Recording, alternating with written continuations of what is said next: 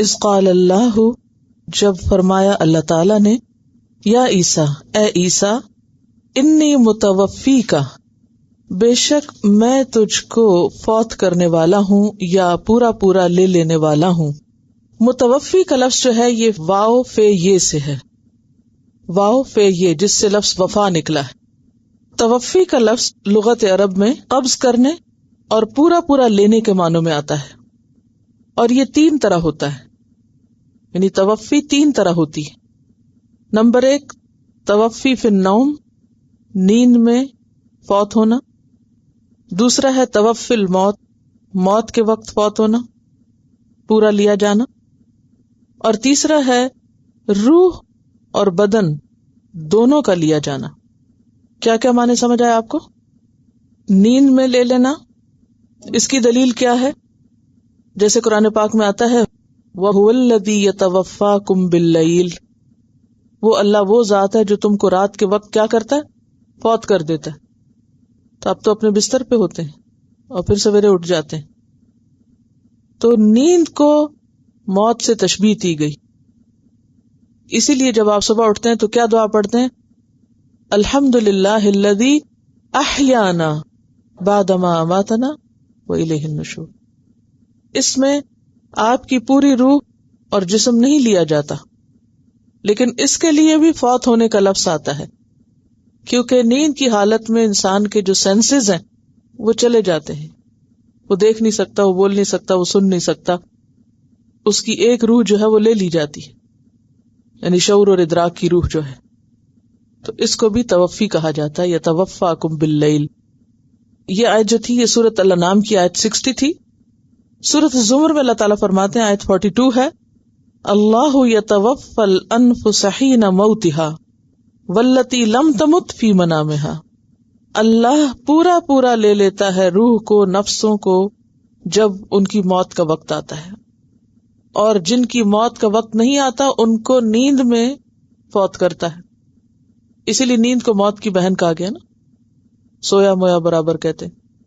تو یہاں بھی کیا پتہ چلتا ہے، یعنی نیند کی حالت انسان کے لیے کیا حالت ہے؟ توفی کی حالت ہے. توفی کی تیسری قسم روح اور جسم دونوں کے ساتھ کسی کو اٹھا لینا، لے لینا، پورا پورا وصول کر لینا، جیسے عیسیٰ علیہ السلام کے ساتھ ہوا. تو یہ اس کے لفظی معنی.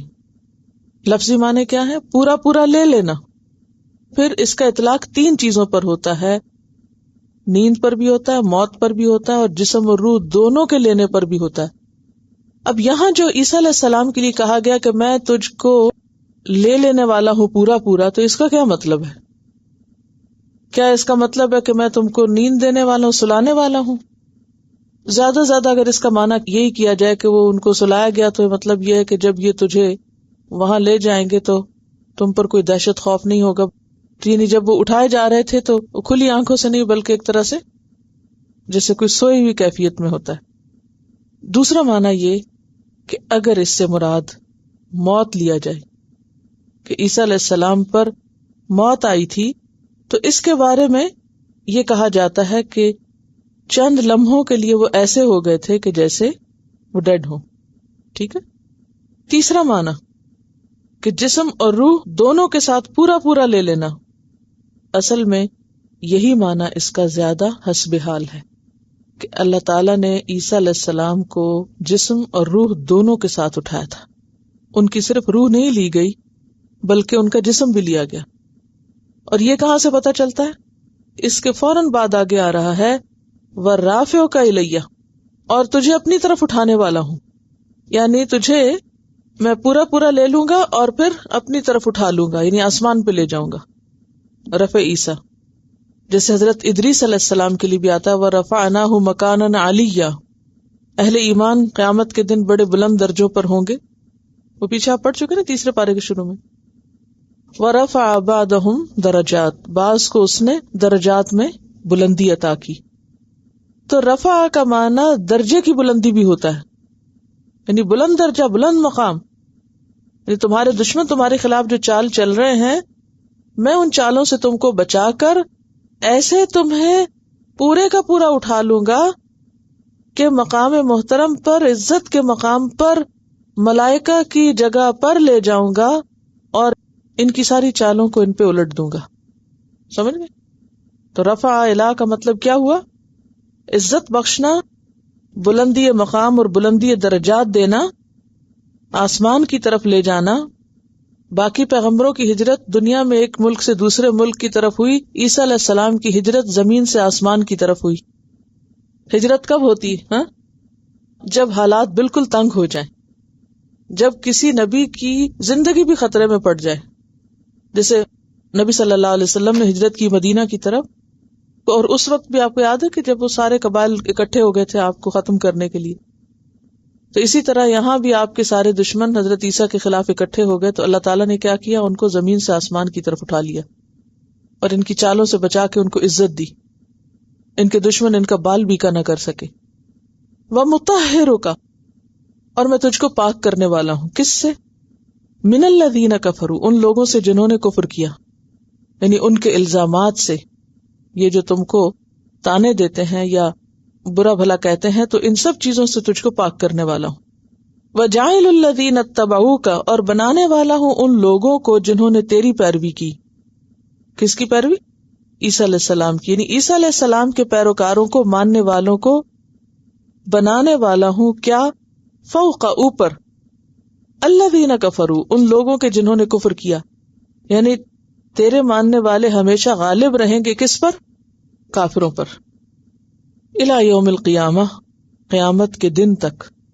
یعنی یہ بھی اللہ نے فیصلہ کر دیا کہ یہ تمہیں نیچا دکھانا چاہتے ہیں، تمہاری جان کے دشمن ہو گئے، میں تجھے تو اٹھاؤں گا ہی، تیرے ماننے والوں کو بھی بلندی دوں گا، ان کو بھی اٹھاؤں گا، ان کا بھی درجہ بلند کروں گا، اور وہ ہمیشہ غالب رہیں گے کس پر؟ تیرے دشمنوں پر، تیرا انکار کرنے والوں پر. ثم الی مرجعکم، پھر تم سب کو میری طرف واپس آنا ہے. فاحکم بینکم، پھر میں تمہارے درمیان فیصلہ کروں گا. کس معاملے میں؟ فی ما کنتم، جس میں تھے تم، فیہ تختلفون، اس میں تم اختلاف کرتے. آپ کی نبوت کے بارے میں، رسالت کے بارے میں، وفات کے بارے میں، جن جن چیزوں کے بارے میں لوگوں نے اختلاف کیا، اور خاص طور پر وہ اختلافات جو اس معاملے میں یہود و نصارہ اور مسلمانوں کے درمیان ہیں، وہ قیامت کے دن کیا ہوں گے؟ ان کا فیصلہ ہو جائے گا. کیا اختلاف ہے تینوں کے درمیان؟ یہود آپ کا انکار کرتے تھے، نصارہ آپ کو ابن اللہ مانتے، اور مسلمان آپ کو اللہ کا رسول مانتے. کون حق پر ہے کون نہیں؟ قیامت کے دن اس کا فیصلہ ہوگا. ٹھیک ہے. اسی طرح یہود کہتے تھے کہ آپ مصلوب ہوئے، دفن کیے گئے. ٹھیک ہے. اس میں بھی اختلاف. نمبر 1 رسالت میں اختلاف ہے، اور نمبر 2 وفات میں اختلاف ہے. تو رسالت کا اختلاف کیا ہے؟ یہود نے انکار کیا، نصارہ نے ابن اللہ کہا، اور مسلمان آپ کو رسول مانتے. تو یہ مختلف ہی مسئلہ ہو گیا نا. تو قیامت کے دن اس معاملے میں فیصلہ کروں گا کہ اصل چیز کیا تھی. دوسری بات، آپ کی وفات کے معاملے میں اختلاف ہوا. یہود کا نظریہ کیا ہے کہ آپ سولی پہ چڑھائے گئے اور دفن ہوئے ہیں. نصارہ کیا کہتے ہیں؟ آپ سولی پہ چڑھائے گئے، 3 دن بعد دوبارہ زندہ ہوئے اور پھر آسمان کی طرف اٹھائے گئے. نصارہ یہ کہتے ہیں. اور مسلمان کیا کہتے ہیں؟ کہ وہ جسم اور روح کے ساتھ بغیر فوت ہوئے اٹھائے گئے، دوبارہ زمین پر آئیں گے، پھر طبعی زندگی جئیں گے اور طبعی موت مریں گے. تو یہ بھی ایک اختلاف. واضح ہوا یہ اختلاف کہ نہیں؟ یہود کیا کہتے ہیں؟ سولی چڑھا کے دفن ہوئے، وہ نہیں مانتے کہ اوپر گئے. نصارہ کیا کہتے ہیں؟ فوت ہوئے، سولی چڑھا دیے گئے تھے، کروسیفکشن ہوئی تھی، لیکن دوبارہ زندہ ہوئے اور کہتے ہیں آسمان پہ چلے گئے. مسلمان کیا کہتے ہیں؟ وما قتلوہ وما صلبوہ، نہ وہ قتل ہوئے نہ وہ صلیب چڑھے، ولکن شبہ لہم، معاملہ ان پہ مشتبہ ہو گیا. اور پھر بل رفعہ اللہ الیہ، اللہ نے ان کو اپنی طرف اٹھا لیا. اور یہ جو اوپر اٹھانا ہے یہ ہمیشہ کے لیے نہیں ہے، پھر واپس بھی آنا ہے. بے شمار احادیث سے پتہ چلتا ہے کہ وہ دوبارہ زمین پر آئیں گے، اور اگر ان کو پھر بھی نہیں کو مانے گے تو قیامت کے دن یہ سب فیصلہ ہو جائے گا. اذ قال اللہ یا عیسیٰ متوفيك ورافعك إلي ومطهرك من الذين كفروا وجاعل الذين اتبعوك فوق الذين كفروا إلى يوم القيامة ثم إلي مرجعكم فأحكم بينكم فيما كنتم فيه تختلفون